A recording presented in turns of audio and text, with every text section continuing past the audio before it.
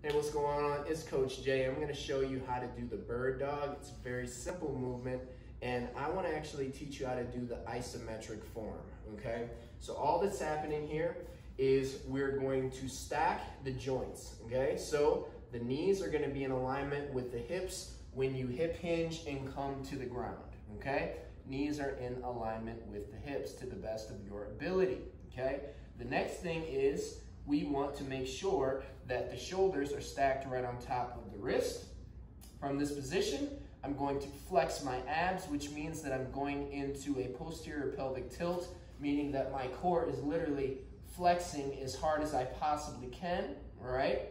Now from this position, all you're going to do is you are going to lift your opposite arm and your opposite leg, and you're going to try to keep a straight line. So what does that look like? Boom. So what I'm trying to do here is I'm trying to take these 2 points, the hand and the heel, and I'm trying to keep them in a straight line. Not one higher than the other or anything like that. That's not needed. That's actually stressful to your shoulder and to your spine.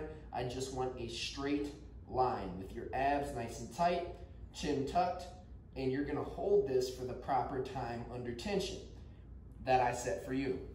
Now, what I want you to always do is I want you to start with your strongest side.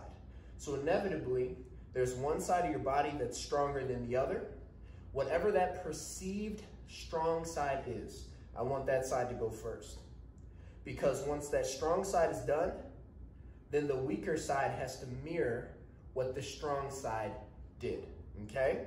So if we start with the strong side, you're able to accomplish 40 seconds, doing as much as you possibly can. That's cool. That means the weak side now has to do 40 seconds, even if it's difficult to do. So one side is gonna operate better than the other. Start with the strong side.